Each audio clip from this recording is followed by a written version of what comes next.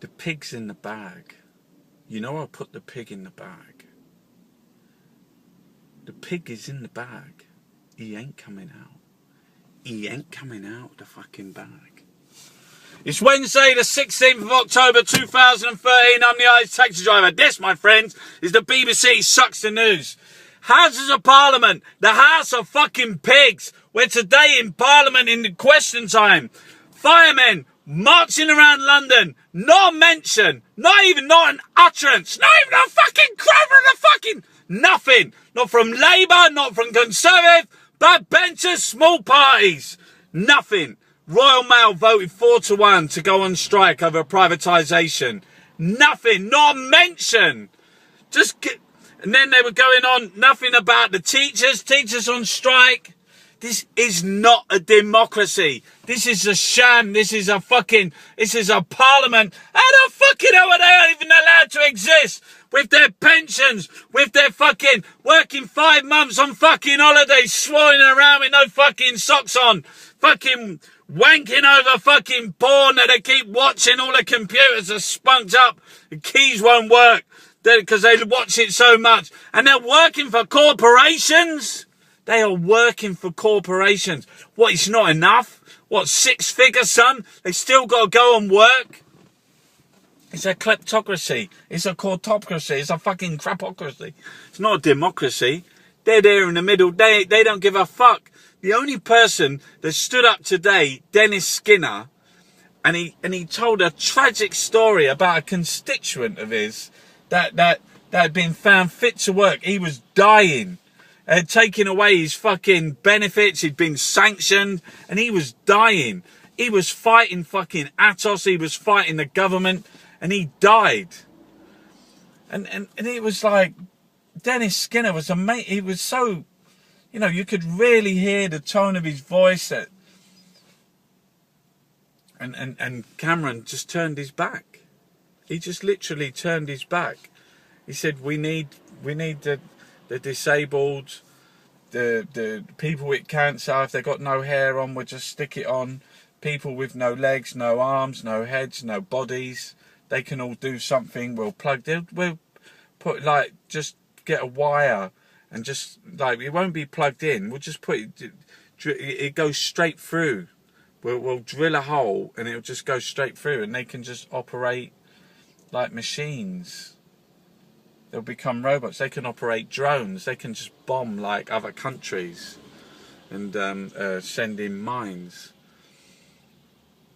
We live in a horrific society. And all of this, and I just got out my car, was the people from West Papua, which is like, with so much dignity. So I just sat there so quiet and me with my big fucking mouth shouting. You feel you want to apologise. He left me with these things. He left me a CD with it because his partner Maria, she sings and he plays, and they're called the Lani Singers. He left me some things. This here is from The Blood of Papua. BP Prophets. See that guy there? That's the Indonesian army around him. It says, I was shocked to hear about the appalling human rights abuses going on in West Papua at the hands of the Indonesian government and military.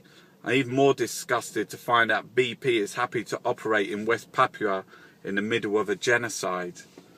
It's like you think, a genocide? Like this is Free West Papua. And it says on here, a land which was home to the second largest tropical rainforest and a vicious genocide against since its annexation, the people of West Papua, an estimated 400,000 people have died as a result of the Indonesian occupation. Noam Chomsky, the crimes committed against the people of West Papua are some of the most shameful of the past years. The Western powers have much to answer for, and all, at the very least, should get the Indonesian army to withdraw. It's like Rio Tinto. They're based in the city of London, city of corruption. Who owns this scarred land? Look at that hole. Can you see that? Can you see that hole down there? That's what they done to their land. They just There is blood on your hands. He was like, they he escaped from jail because he's the leader of the West Papuans. And like, David Cameron's just sold loads of typhoons, £2 billion deal with the Indonesian army. But the thing is Rio Tinto is a London-based mining company.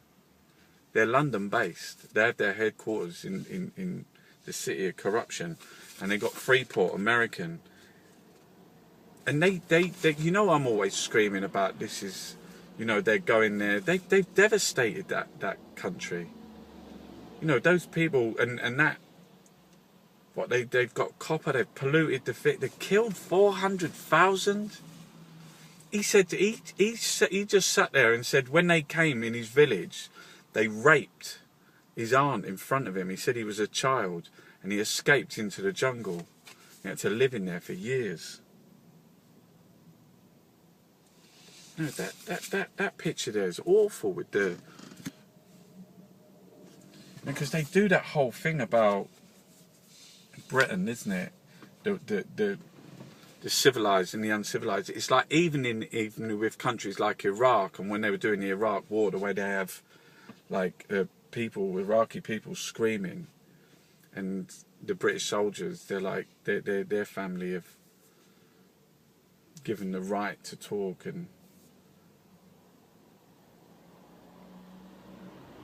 you know, for gold, copper, oil, we'll go around the world.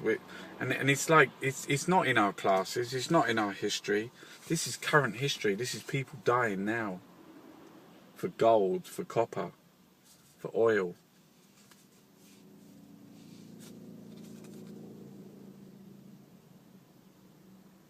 And what do we say?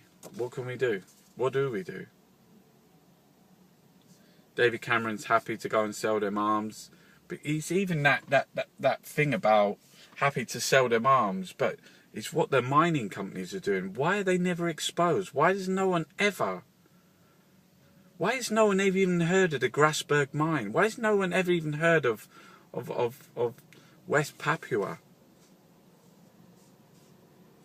Because it's none of your fucking business. It's none of your fucking business. None of it is your business. You just get on doing what? How can you even care?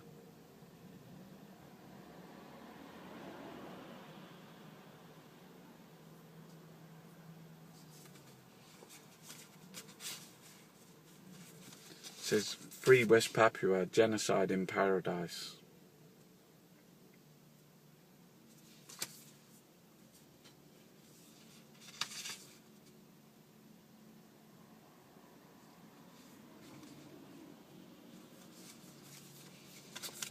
See, this government, the pigs that are in the Houses of Parliament and the Bank of England and the City of Corruption, they want everyone dead, you know, and they want to destroy communities.